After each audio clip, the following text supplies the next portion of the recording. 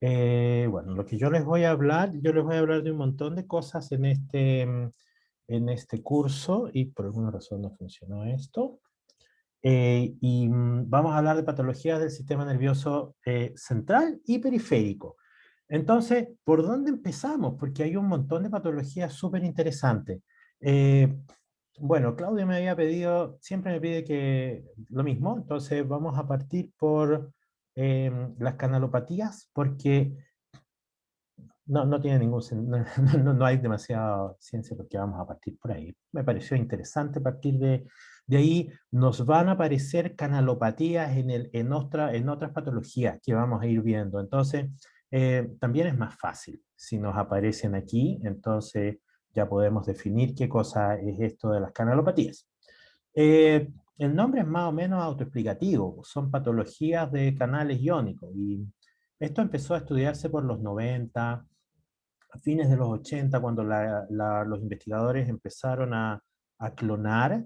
Esta palabra la van a escuchar mucho, probablemente ya la han escuchado, y cuando yo diga clonar, significa secuenciar.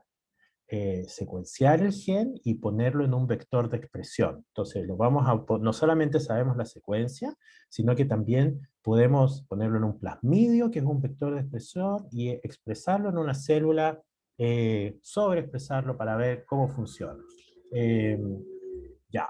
Eh, entonces, a mí me parecía que esto era tan fome estudiar las canalopatías y venía esta gente que hablaba de canalopatía y hasta había escrito un libro, uno de ellos. Bueno, pero resulta que era súper interesante lo de las canalopatías. Entonces, para poner un poco en contexto, resulta que en el sistema nervioso central y periférico, como ustedes saben, tenemos estas células muy polarizadas que se llaman neuronas. Hay otras células, por supuesto, hay células gliales, hay varios tipos, ¿no? Hay microglía, hay astrocitos, hay oligodendrocitos, además hay células vasculares, etcétera, etcétera. Pero lo que vamos a hablar en este curso son de las neuronas. Entonces, las neuronas son células polarizadas. Probablemente en biología celular ustedes vieron lo que era una célula polarizada. Tiene un lado apical y un lado basolateral, por ejemplo, como las células del epitelio intestinal o de algún epitelio secretor que tienen esos pelitos, microvellosidades por un lado y por atrás está el vasolateral. Y tienen mecanismos de destinación de proteínas diferentes. Bueno, aquí también la célula es polarizada. Entonces, por un lado, aquí está dibujada una dendrita, pero puede tener muchas dendritas, y esas dendritas no son iguales. Entonces, y aquí está el punto. Cada sopapito que se ve afuera de la célula es un terminal presináptico. Entonces, si nosotros contamos al ojo cuántos sopapitos hay afuera de la célula, hay un montón. Entonces, esta célula recibe información de un montón de neuronas, miles de neuronas. Entonces, integra información. ¿Cómo recibe información? Bueno, esto ya lo sabemos. Hay terminales presinápticos, que son los sopapitos. Aquí enfrente está el terminal postsináptico, donde están los receptores de neurotransmisor. Y aquí hay algo interesante. Aquí está dibujado esta olita, y dice EPSP. Eso es potencial sináptico excitatorio. Excitatory Postsynaptic Potential. Entonces, ahí es donde se libera glutamato, se abren los canales receptores de glutamato y se despolariza la célula. Pero es que esos canales están ahí, no están en otro lado de la célula, están en las dendritas, no están en el soma ni en el axona, aunque hay algunos y tienen unos roles, pero principalmente están acá. El punto que les quiero hacer es que los canales iónicos en las neuronas no están distribuidos homogéneamente, están puestos en lugares específicos. Entonces, eso tiene un rol fisiológico importante. Este canal que está aquí, que dice KB4.2, está presente en las dendritas distales. Este de aquí que dice KB2.1 está en las dendritas proximales. Este HCN es bien claro que está en las distales, aunque también está aquí, en el segmento inicial del axón. Aquí, al frente de los sopapitos, están los receptores de glutamato.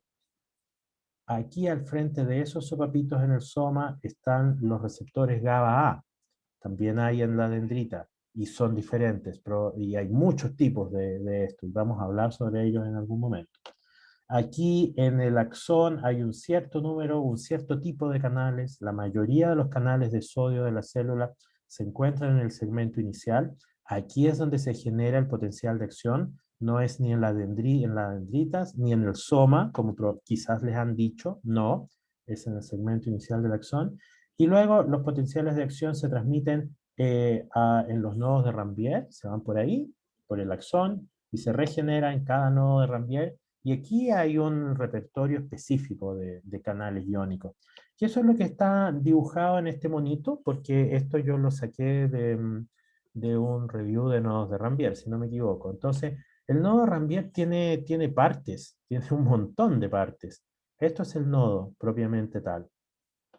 Esas cositas de ahí son los canales, canales de sodio y potasio que están exclusivamente en el nodo. Aquí dice canales de sodio voltaje dependientes, no dice cuáles.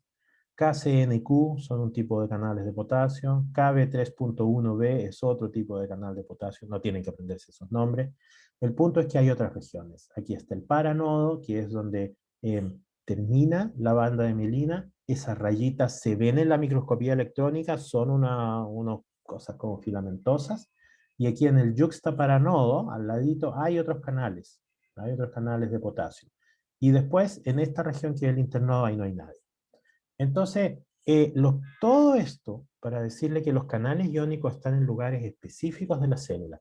Si nosotros cambiamos, vamos a encontrar mutaciones de canales iónicos y vamos a ver que una de las cosas que hacen es que cambian la localización.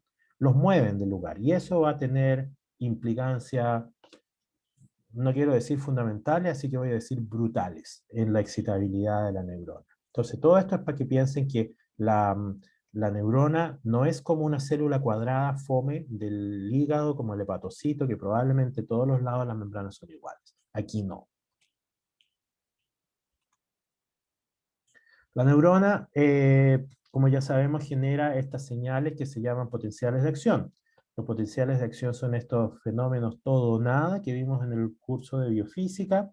El potencial de reposo está aquí, menos 70, cerca del potencial de equilibrio de potasio, que está por aquí.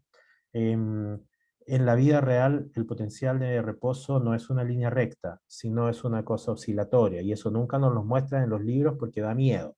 Entonces, ¿por qué oscila el potencial de reposo? Porque la neurona está en un constante bombardeo de señales excitatorias e inhibitorias. Entonces, las excitatorias hacen que suba el potencial de membrana, las inhibitorias que baje el potencial de membrana. Entonces, la célula va a estar con un potencial de reposo oscilatorio.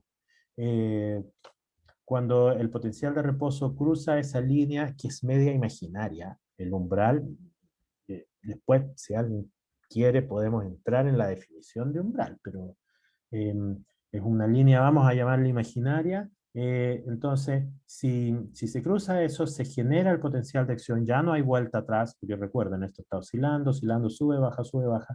Si se cruza ese umbral, ahora solamente sube, hay apertura masiva de canales de sodio, luego ocurre la inactivación de los canales de sodio y ya empiezan a abrirse muchísimos canales de potasio. Entonces, nos estábamos yendo hacia el potencial de equilibrio de sodio, por eso subía, potencial de equilibrio de sodio está como en el más 60, se inactivan los canales de sodio, se abren los canales de potasio y ahora nos vamos hacia el potencial de equilibrio de potasio, por aquí abajo. Pero resulta que los canales de potasio son voltaje dependientes y a ese potencial no le gusta estar abiertos, entonces se cierran y volvemos al reposo. ¿Por qué el reposo es más arriba del potencial de equilibrio de potasio? Bueno, porque en el reposo hay conductancias de sodio, muy pocas, pero lo suficiente como para alejar al potencial de reposo del potencial de equilibrio de potasio. Ya, le hice un repaso de biofísica y de fisiología. ¿Quiénes son? ¿Quiénes son? Nombres. Entonces vamos a hablar de canales voltaje dependientes. Hay una superfamilia de canales voltaje dependientes que es la superfamilia del S4. Aquí están canales de sodio y de potasio y de calcio.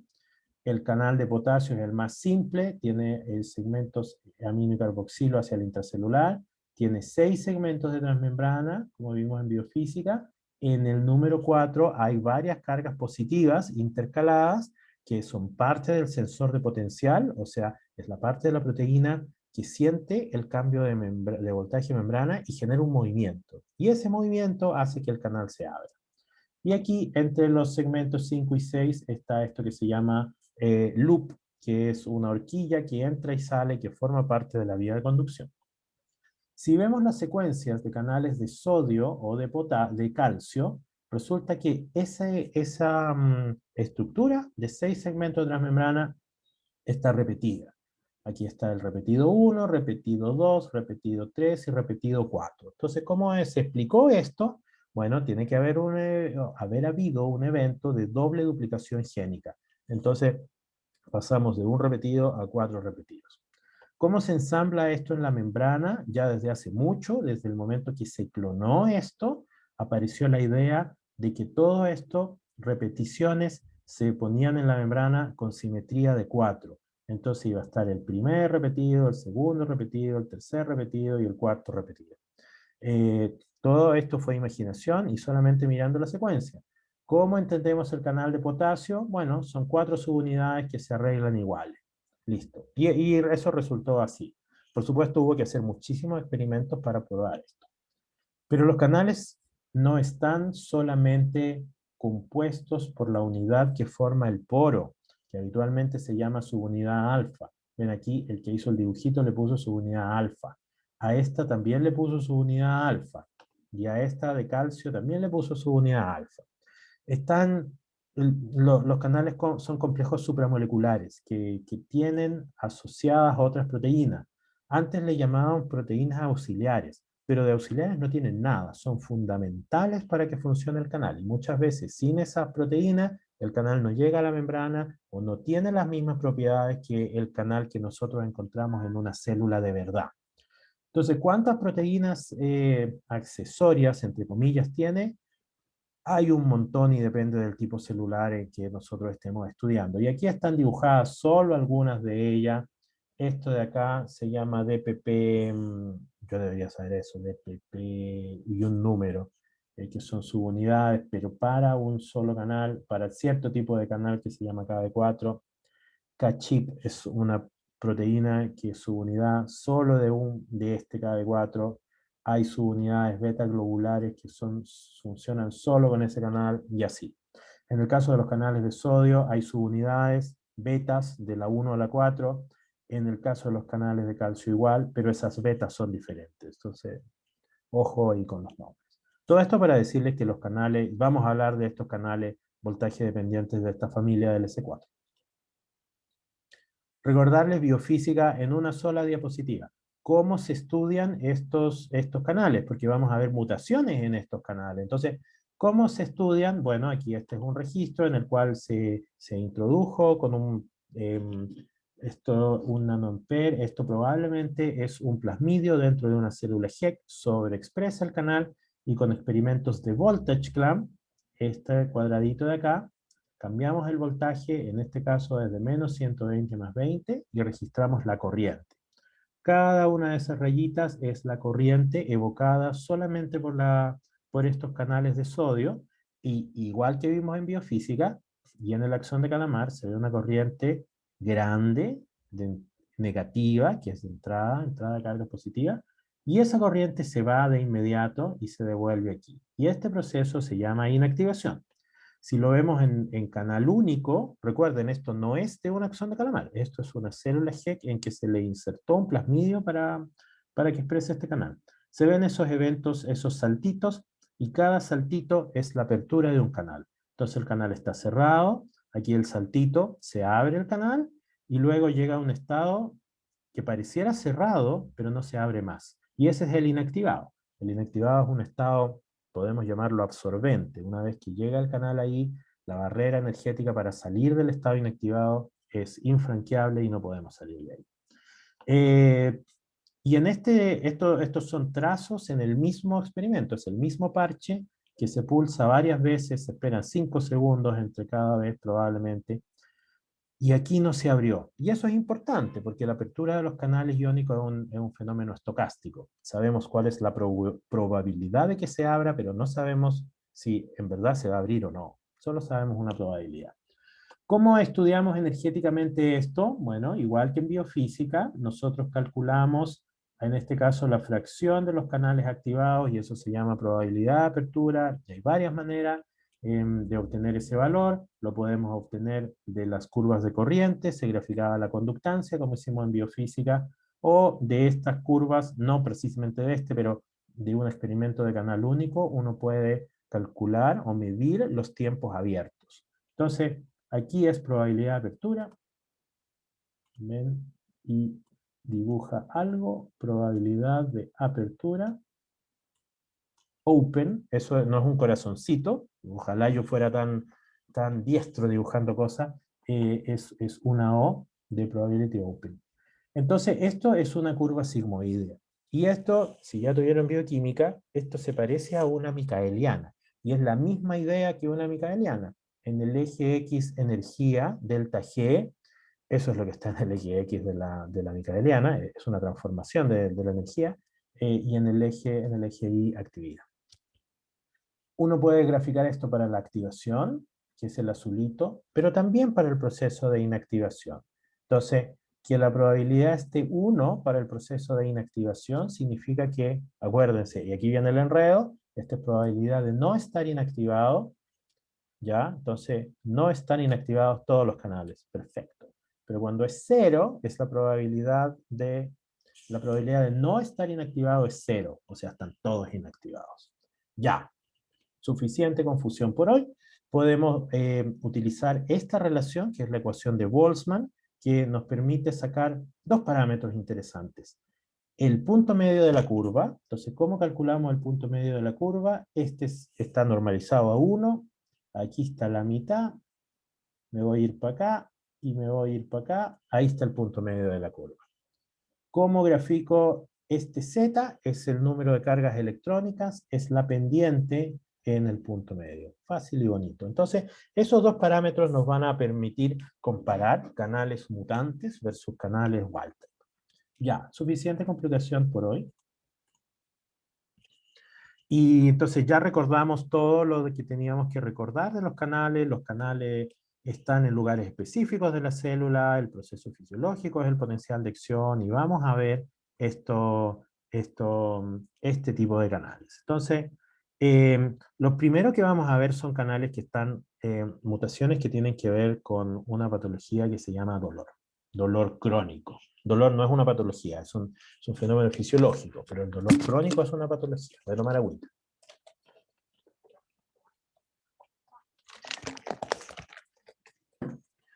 Pero antes de que yo le hable de dolor, les tengo que explicar cuál es el circuito, porque si no, no va a tener ningún sentido y no vamos a entender nada. Entonces, ¿cómo se recibe la sensación de dolor? Es el mismo circuito que la sensación, se llama sistema somatosensorial, nos da información del mundo externo, todo lo que pasa en la piel. Cambios en la presión, ahí estoy presionando, en la temperatura, en el movimiento de los pelitos. También hay sensaciones a sustancias químicas. Cuando viene el guanaco 42, la piel no solamente se hincha, sino que duele. Entonces, hay información que uno saca de aquí. Entonces, la pregunta es, ¿cómo va? ¿Cómo va? ¿Cómo sentimos esa información? ¿Cuáles son los mecanismos celulares y moleculares? Primero, un poco de anatomía. ¿Cuál es este famoso sistema somatosensorial? Aquí en rojo y en azul están dibujados los axones que llegan hasta el dedito, por ejemplo. Si se fijan acá, el que hizo el dibujo dibujó unos pelitos. Hay terminaciones libres. Ustedes saben que hay receptores también, y en el colegio y en otros cursos probablemente han visto que hay receptores de Meissner, de Puccini, y ellos tienen que ver con la vibración. Pero también hay terminaciones libres. Las terminaciones libres tienen que ver con sensar cambios en la temperatura y también con el dolor. Entonces, rojito y azulito son axones que vienen a terminales libres, aquí, luego se transforman en axones. Acá se genera el potencial de acción, y el potencial de acción va por este axón, llega, pasa por aquí, esta es una estructura que se llama ganglio. El ganglio es un grupo de somas de neuronas, es el lollipop, es el soma. pero sigue por aquí el potencial de acción, llega al terminal presináptico, libera su neurotransmisor, glutamato, sobre esta neurona que está en el asta dorsal de la médula, y luego esa neurona va al otro hemisferio y luego sube para arriba hacia el cerebro. Alternativamente, el rojito entró por acá, pero no entra al asta dorsal, sino que sube directamente. Entonces, hay información que va para arriba. ¿Cuántos de estos ganglios de la raíz dorsal hay? Hay un montón y están dibujados acá, desde cervical hasta sacral. Cada uno de ellos recibe información de una región específica del cuerpo. ¿Hay información que venga de otro lugar que no sea la piel? Por supuesto, hay información de las vísceras. A todos nos ha dolido la guatita. Eh, em, pero ahí hay algo interesante que quiero hacer hincapié. Si ustedes están así tranquilos mirando el techo, como yo en este momento, relajados, y viene y los pica una hormiga, por ejemplo, o una pulga, o alguien les clava una agujita, ustedes sin ver pueden saber perfectamente en qué lugar les picó, ¿cierto? Probablemente han estado sentados en el pasto alguna vez y una hormiguita les mordió el poto o algún lugar. Y ustedes sin ver saben perfectamente dónde está. ¿Por qué ocurre esto? Porque la información que llega a los ganglios de la raíz dorsal está sumamente localizada y nuestro cerebro está entrenado para saber de dónde viene. ¿Por qué digo esto? Porque cuando nos duele la guatita, me voy a alejar, y ustedes tienen, ahí se ve mi tórax, y ustedes tienen que decir, ¿dónde le duele la guatita? Bueno, la guatita me duele desde aquí hasta acá, ¿no? Es muy difícil decir, cuando a uno le duele las vísceras, decir dónde le duele. Me duele aquí, me duele acá, sí, hay esos dolores, es verdad. Pero con respecto al abdomen, claro, el dolor empieza entre aquí y termina por allá abajo, por la ingle, incluso se irradia. ¿Por qué? Bueno, hay muy pocas neuronas que traen información desde las vísceras comparadas con las que van aquí al resto del cuerpo. Además, hay muchas más neuronas que llevan información de la punta de los dedos, de los labios y de la lengua que del codo, por ejemplo. Entonces nosotros con las puntas de las lenguas podemos discriminar un montón de cosas y describir muchos objetos, igual con los labios y con la lengua. Sin embargo, con el codo, básicamente no podemos. Y eso se ha estudiado bastante, se llama discriminación de dos puntos, bla, bla, bla. Todo esto es para ponerle en contexto de lo que estamos estudiando. Entonces, ¿para dónde viene la información? La información viene de aquí, del sistema somatosensorial, entra a la médula, de la médula va, aquí está el dedito, entra por acá, sube, vamos a ver esto si no me equivoco. No vamos a ver el otro mono, pero eh, y llega aquí, hay un releo en el tálamo, hay una sinapsis ahí en el tálamo, y luego del tálamo sale un axón y va hacia la corteza. Esto es lo mismo, pero de otro libro, y aquí está un poco más complicado. Sí, yo debía haber traído otra diapositiva. Denme un momento que hay una diapositiva mejor para esto, que se la robé al Rodolfo Madrid. Ahí está. Esta diapositiva es mucho mejor.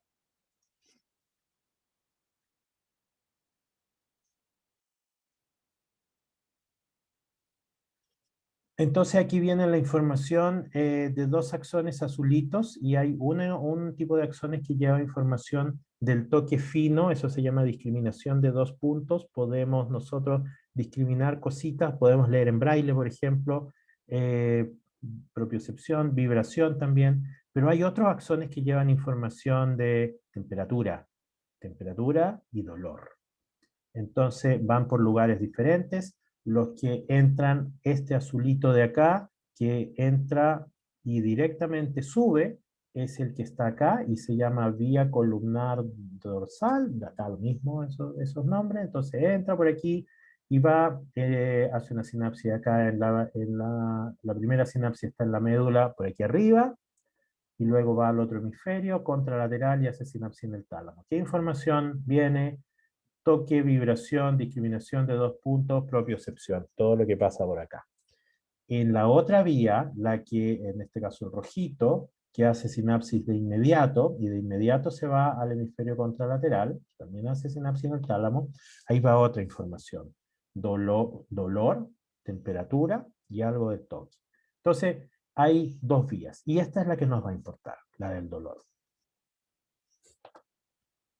Esto es más de lo mismo, y esto es interesante porque aquí está finalmente donde se codifica la información de todo el sistema, de todo el dermosoma, o dermatosoma, que es toda la región de la cual nosotros tenemos información de toque y esta propiocepción. Y resulta que hay un mapa, y ese mapa, esto es, si lo hubieran sacado aquí a la persona, la corteza, y resulta que hay un mapa. Aquí arriba está el cuello, la cabeza, el hombro, el brazo, el codo, el antebrazo, la mano. La mano es bastante grande, miren en superficie, eso comparado con todo esto que era el resto de la parte anterior. Los dedos, bastante superficie, y eso es porque nosotros podemos procesar bastante información de los dedos. Otras partes de aquí, la nariz, la cara, los labios, también tienen bastante información. Aquí hay otras partes, ¿ya? La garganta, la lengua, también hay bastante región cortical que lleva información. Entonces, ¿qué significa esto? Si hacemos un mono en los cuales las partes grandes, como la mano, significa cuánta corteza hay asociado a ellos, tenemos mucha corteza que está asociada a información que viene de las manos, los labios, ese es el labio, ese es el otro labio, la lengua, poco al hombro y los codos, y hay bastante o una información importante que viene de los genitales. Entonces, eso significa ese monito. No procesamos de igual manera la información que viene, por ejemplo, de los dedos, o que viene de alguna parte del muslo, o de acá, o del codo, etcétera, etcétera. Listo. Ya lo sabemos todo. Entonces, este es un dibujito de los canales que están presentes en esta neurona, y esto, vamos para arriba, esto es una inmunofluorescencia, espero que sepan qué significa, si no, me lo tienen que decir. Los colores representan marcas de diferentes cosas. Lo que nos va a importar son, en este caso, son las marquitas rojas. Ven que hay unos hilitos rojos, esos son las terminaciones libres que vienen desde esa neurona de acá. Esas rayitas azules, aquí están dibujadas con un anticuerpo, que el segundo anticuerpo florece en la longitud de onda roja. Esos son las terminaciones libres. Mire estas de acá. Si nosotros hiciéramos un dibujito de qué canales están presentes en la terminación libre, hay un montón, y es importante entender cuáles son. Hay canales de sodio voltaje dependiente, que son los que van a depolarizar y finalmente generar el potencial de acción, y tienen estos nombres que nos van a salir de nuevo: NAB 1.7, 1.8, 1.9. Hay otros canales de aquí que recogen estímulos. Este es el nombre del canal y ese es el nombre del estímulo. Sensan-ATP, estos de acá, TRPV, sensa cambios en la temperatura, el aumento de la temperatura.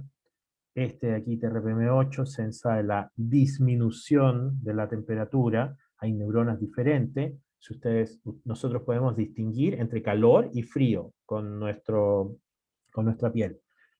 Son neuronas diferentes que expresan canales diferentes. Entonces, estos TRPV1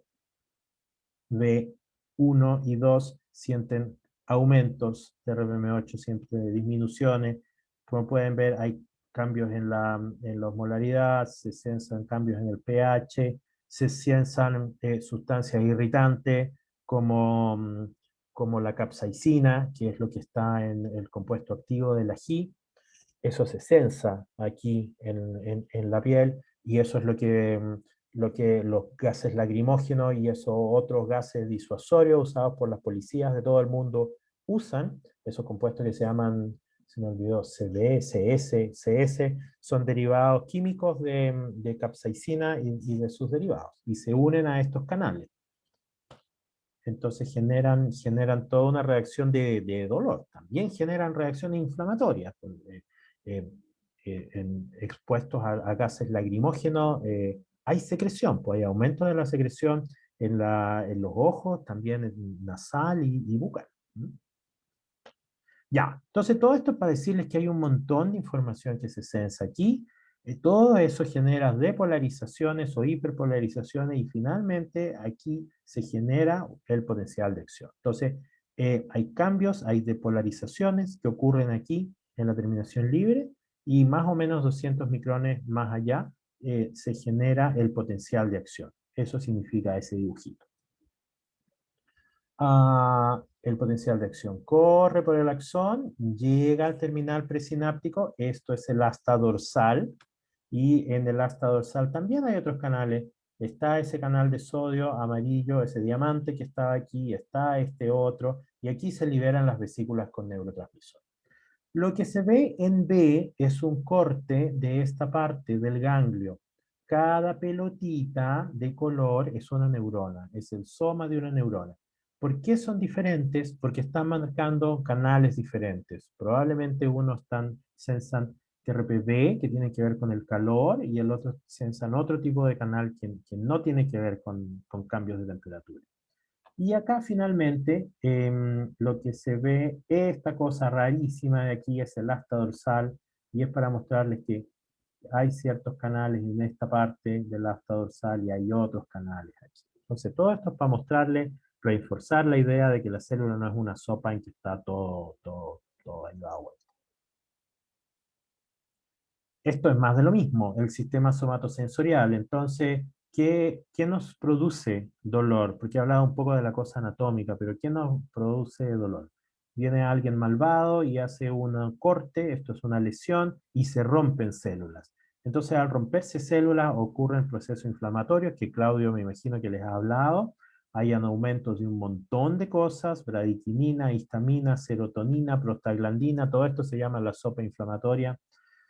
Cuando se rompen las células hay mucho potasio, entonces también aumenta la concentración de potasio. El potasio, al cambiar el potasio externo, se despolariza la célula, porque el potencial de reposo está comandado por la conductancia de potasio, entonces si cambia la concentración de potasio, cambia el potencial de equilibrio de potasio y ahora el potencial de membrana se va para arriba. Todo eso genera una alteración en la excitabilidad cuando hay una inflamación. Creo que hay una diapositiva. No, no hay una diapositiva. Sí hay una diapositiva. Este es un canal que está relacionado con sensar calor o aumento de la temperatura. Y frente a proceso inflamatorio, este es bradiquinina. El receptor de bradiquinina activa una cascada de segundos mensajeros. Aquí está fosfolipasa C, subunidad beta y subunidad epsilon. Fosforilan ese canal y ahora ese canal es más activo. Por otro lado, este es NGF, este es su receptor TRAC-A, que se autofosforila, y luego activa una cascada de fosfatidil, nunca me acuerdo cómo se llama, la PI3 quinasa, y termina en la fosforilación de este canal, y ese canal fosforilado ahora se inserta en la membrana, y aparecen más canales. Entonces, el que cambie el número de canales en la célula ya se imaginan que tiene que ver con la excitabilidad. Va a cambiar la excitabilidad de esa célula. No había aparecido esta diapositiva. Bueno, este es el David Julius, que fue el primero que clonó este canal, TRPV1, que no solamente sensa cambios de calor, como dice aquí, sino que también es el receptor de capsaicina. Por eso cuando nosotros comemos algo picante, nos parece que quemara la boca. Es porque es el mismo canal receptor, que sensa calor y capsaicina. Eso es lo que trata de mostrar esta diapositiva. Entonces, aquí está la piel, ahí está la piel del David Julian, la terminación es libre, viene el potencial de acción, pasa y entra aquí a la médula y de ahí se va hacia el centro superior. Ahí están varios de los, esto de los del purpes probablemente. Aquí están varios de los frutos que tienen capsaicina. Esa ya la vimos. Ya, pero vamos a lo que nos compete. Entonces, para terminar todo esto del dolor, el dolor es algo fisiológico. Yo no he hablado de inflamación y tampoco les pienso hablar de inflamación porque no es mi campo. Ocurren un montón de cosas que espero que Claudio les haya contado y ya. Entonces, toda esa inflamación y toda esta liberación de cosas lo que hacen es que alteran la excitabilidad. Entonces, ahora esa neurona va a generar más potenciales de acción. ¿Cómo es eso posible? ¿Eso me ocurre a mí cuando yo me pego? Claro que me ocurre. Cuando nosotros tenemos una lesión, por ejemplo, me pego aquí o algo me golpea, bueno, habitualmente yo me ando pegando en las pantorrillas porque por la bici, entonces el pedal me rajuña casi todos los días. Tengo un pedal que tiene unos cositos de fierro porque se agarra mejor. Entonces me rajuña y si yo miro con atención mi pantorrilla, está roja. Eso es inflamación. Si nosotros tomamos una zona inflamada y nosotros le aplicamos cierta presión, habitualmente duele más. ¿Por qué? Bueno, aquí está la explicación. Pues hay cambios en la excitabilidad de esa neurona. ¿Cuánto dura eso? Un par de días o un poco más, dependiendo del tipo de lesión. Es un proceso fisiológico, nosotros los mamíferos y todos los animales aprendemos de esto, aprendemos porque el dolor nos genera miedo y el miedo está relacionado con los circuitos de aprender. Entonces, para prevenir ese futuro dolor o en la prevención de ese futuro dolor, nosotros aprendemos. Entonces, tiene un rol ahí conductual, cognitivo también, dirán algunos. Ya, pero hay patologías, pues hay un montón de tipos de dolores neuropáticos, es un dolor continuo causado, el origen fue alguna lesión en la médula, esclerosis múltiple, infartos, diabetes, herpes o toxina. Eh, Puede ser periférico, causado por lesiones en nervios, por ejemplo, una cirugía causa dolor neuropático y esto dura algunas semanas y luego se pasa. Por eso aquí he puesto lesiones varias veces, lesiones aquí y lesiones aquí en los nervios. Y eso ocurre después de una cirugía. Queda más sensible ese lugar. Pero también puede ser central, no periférico, neuronas de la médula que desarrollan una alta actividad basal y eso lo vamos a ver. Este es un mono que yo habitualmente omito.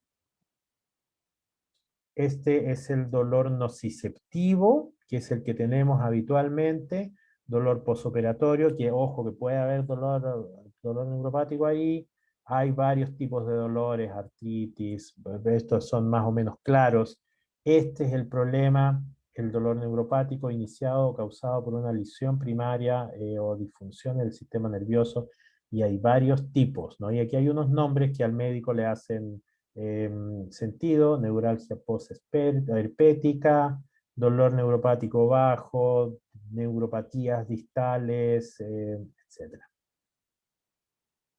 ¿Cuáles son, qué es lo que describe el paciente con dolor neuropático? Describe todas estas sensaciones, no necesariamente todas, pero probablemente varias. Es un dolor que parece que le estuviera quemando, es un dolor lacerante, es como que le pusieran cientos de agujitas, es como que tuviera descargas eléctricas, como que le quitaran la piel. Son dolores bastante espantosos, como pueden ver. Hay dos signos cardinales que nos dicen que hay un dolor neuropático, que son alodinia e hiperalgesia, y eso lo van a tener que anotar y lo van a tener que recordar. Alodinia es un dolor por un estímulo que habitualmente no provoca dolor. Por ejemplo, cambio en la temperatura, un cambio leve en la temperatura, saco la mano para afuera, por ejemplo, aquí afuera de la calle, Ahora no hace tanto frío, así que eso no, habitualmente no nos generaría dolor, pero en un caso con paciente neuropático generaría un dolor espantoso. Mecánico, el roce de la ropa contra la piel es un estímulo mecánico. Eso no nos causa dolor. eh,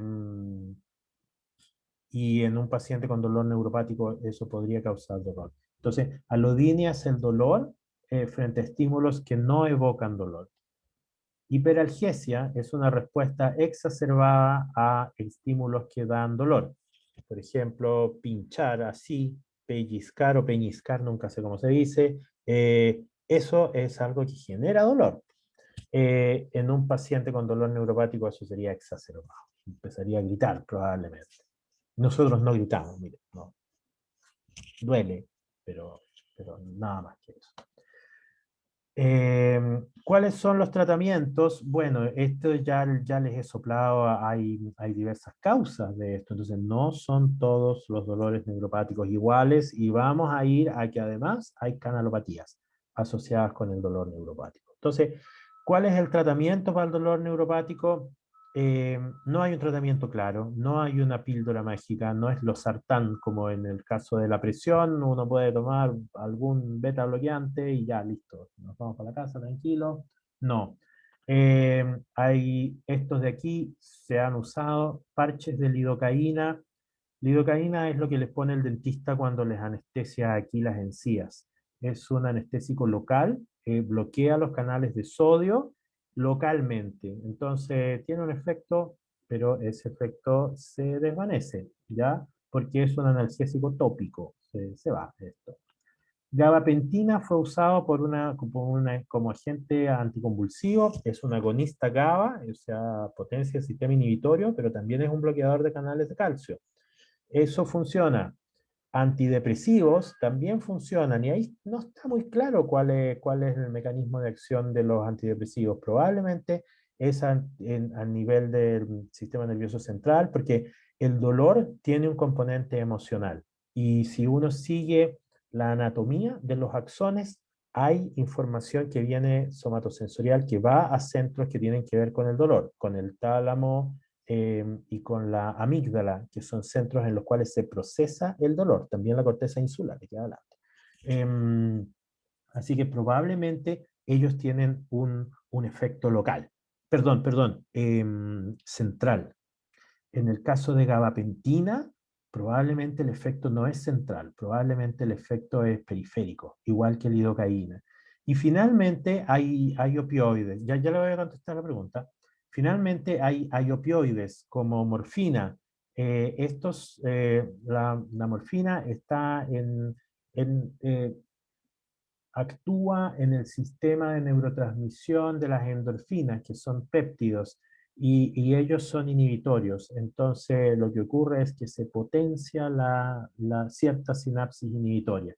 Aquí estos son los nombres de fantasía, bueno, no están de fantasía, oxicodona y tramadol son fármacos, son opiáceos, son derivados sintéticos bla, bla, de la morfina. Entonces, todas estas son fármacos que se usan para el dolor crónico. No todos se usan en todos los pacientes, no todos los pacientes responden. El principal problema aquí sanitario son los opioides. En Estados Unidos, antes de la pandemia, la que llamaron también pandemia, fue la pandemia de los opioides. Resulta que los médicos recetaban opioides para cualquier cosa. Para cualquier cosa. ¿Te duele el codo? Ya, listo, toma tramadol, opioide. ¿Te duele acá, aquí atrás? Ya, toma tramadol. Y eso genera adicción. No, en algún momento vamos a entrar en la adicción, ¿eh? En 2 clases más adelante, yo creo. Y ese es un problema. Ya, Camila había levantado la mano. Sí, profe, quería preguntarle que en el caso de los dolores que son psicosomáticos, ¿es mejor tratarlos con analgésicos locales o tratar como el problema más de fondo? Ahí la cosa ya se puso complicada, porque todavía no se entiende muy bien cómo es que funciona el dolor psicosomático, ¿ya? Lo más probable pero no es la única alternativa, es que el dolor psicosomático esté aquí. Eh, aquí, en la corteza, ¿ya? Eso es lo más probable. Pero recuerda, el dolor viene desde aquí, desde esa neurona del ganglio de la raíz dorsal.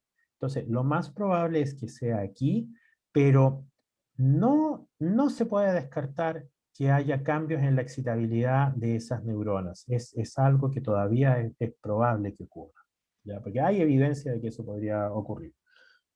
La pregunta creo que fue ¿cuál es el tratamiento? Yo desconozco cuál es el tratamiento. En el cerebro todo se complica, entonces probablemente, ahí no lo sé. Lo que yo te diría es que probablemente hay una terapia, probablemente la terapia quizás con, ¿cómo se llama? Psicoterapia puede ayudar, pero ahí no lo sé. ¿No? Ya, profe, La gracias. psicoterapia es súper interesante porque vamos a llegar en un momento a eso, ¿ah? Em, Resulta que si nosotros damos fármacos, nosotros sabemos más o menos cuáles son los blancos de esos fármacos, dónde están los receptores, ¿ya? Tal receptor está en tal parte, en tal otra parte, pero nosotros no podemos dirigir esos fármacos, entonces básicamente la chunte y cómo funciona el metabolismo de esa persona. La terapia psicológica no es la palabra, vamos a decir psicoterapia.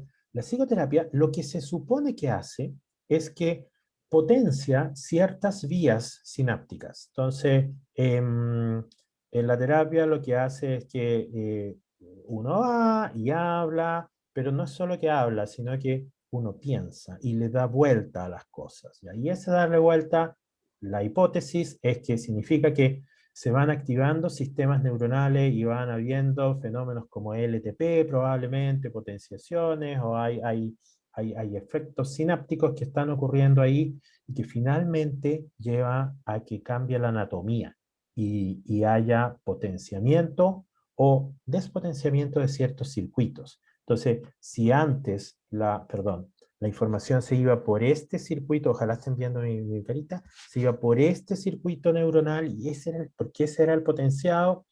Luego de una psicoterapia, la información podría irse a otro circuito neuronal. Entonces, en lugar de sentir, por ejemplo, angustia, ahora se siente menos angustia o se va por otras vías. La persona genera mecanismos para lidiar con estos estresores que vienen del medio ambiente. Entonces, todavía es muy poco entendido cómo funciona la psicoterapia en el sistema nervioso central, ¿ya? O sea, los psicólogos saben de hace ya bastante tiempo que funciona, los médicos también, pero ¿cuáles son los circuitos y en qué circuito está haciendo esto? Y esta hipótesis de que se potencian o se despotencian ciertos circuitos, ¿eso es verdad o no? Todo eso todavía no lo tenemos muy claro. Solo sabemos que funciona. ¿Ah? No podría decirle en el caso que me pregunta, en tal paciente, tiene que ir a la psicoterapia. Eso no se lo puedo decir, no lo sé. ¿Mm? Ya, profe. Pero estoy tratando de mostrarle todo el abanico de cosas, ¿ya? Y el punto es que las somatizaciones, o sea, la persona somatiza, le duele, ¿no? Y tiene dolor. Entonces, ese es el punto. Entonces, hay circuitos. ¿Dónde están esos circuitos? Probablemente están en la corteza. ¿Mm? Sí, está interesante. Sí, y bueno, yo aquí les mostré. En esta les mostré que antidepresivos se usan para el dolor y no solo para los dolores que tienen que ver, por ejemplo, con articulaciones o ciertas partes de la piel, también para dolores que vienen de las vísceras, porque las vísceras también generan esto. Hay dolores de vísceras que son muy difíciles de controlar, ¿ya? Y se ha visto que los antidepresivos tienen un efecto en eso.